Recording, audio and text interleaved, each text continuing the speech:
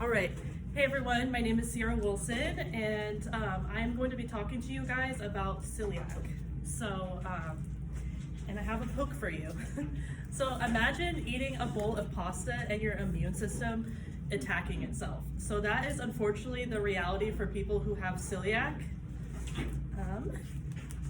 And then, in case you're wondering, the main points I'm gonna touch on are basically what celiac disease is, the symptoms and diagnosis of it, and then the treatment of celiac. So let's go ahead and see here. So celiac disease, in case you are wondering, is an autoimmune disorder. So each time a person with celiac eats gluten, unfortunately it attacks our villi, which is located in our small intestine. And then eventually, if we keep eating that gluten, it's gonna strip away that villi and take away our vitamins and nutrients.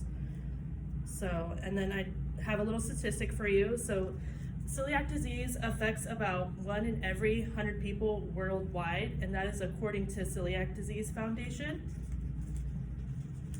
Okay, and then let's talk about how to get diagnosed. So how you get diagnosed is you usually see the doctor and they do a blood test. So for me, in my case, I did describe the symptoms to my doctor, and at first she ran a blood test which looked for antibodies. And then basically for people with untreated celiac, they kind of can see those antibodies, and then like those numbers go up, like they call them teeter numbers or something like that.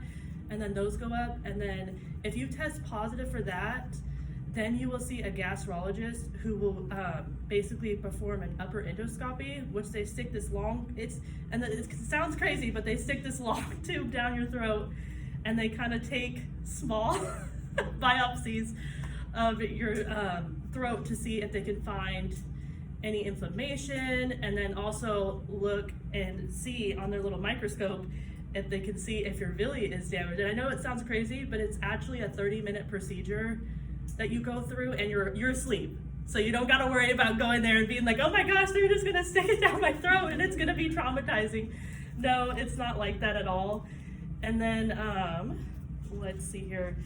And then for me, it was, actually I want to share a little bit about with me, because I got lucky in a sense. So when I first found out that I was like having symptoms, I was actually in the ER, and they ran some like basic blood work and stuff, and they were like, oh, I know you mentioned to me you were having like stomach issues, and so they were like, hey, I want to take some scans and just see where you're at. And so I ended up being able to be admitted into the hospital and get my endoscopy like pretty quick, which I was like really grateful for, because I was on the list to see like a GI doctor like before that. Like I was supposed to wait for like months to get my diagnosis, but I actually am grateful, and I got lucky and was able to get my diagnosis of celiac sooner than later. So, and then I want to discuss with you guys some of the symptoms that you can experience. So there's like a lot of symptoms, and I want you guys to keep in mind, for each person with celiac, symptoms can be different for everybody. So not everybody experiences like the same symptoms. So for symptoms you could have such as like diarrhea, fatigue, weight loss, bloating and gas and abdominal pain, nausea and vomiting. And then there's also other like digestive symptoms that people can experience. And those could be like having anemia, headaches, mouth ulcers, joint pain, numbness or tingling in the hands and feet, and then loss of bone density. So it sounds crazy, but it is a lot of symptoms. But like as long as you're like following a gluten-free diet, like a very strict one, you can make sure you don't have any of these symptoms that come along with it that can be like alarming, and you're like, why am I not feeling good all the time? So, and then another thing, so treatment, like what is it like? So unfortunately, I wish there was a pill that we could just take and be able to enjoy regular pastas and all that, but unfortunately there's not. So it's just following a strict gluten-free diet. So a lot of our life is based off of looking at food labels and asking people if we do go places like, hey, is this gluten-free? Like, I just want to make sure. And a lot of people don't know too is with celiac, when it comes to eating gluten-free, like you have to make sure there's no cross-contamination. So A lot of times, like when I go out to eat and stuff and say like a restaurant asks me, they're saying like, oh, this is gluten-free. I'm like, oh, well, is there like a separate fryer?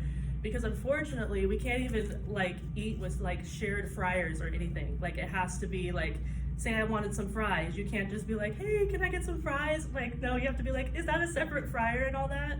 So everything about it is, it needs to be like separated toaster, separated fryer, separated cooking utensils.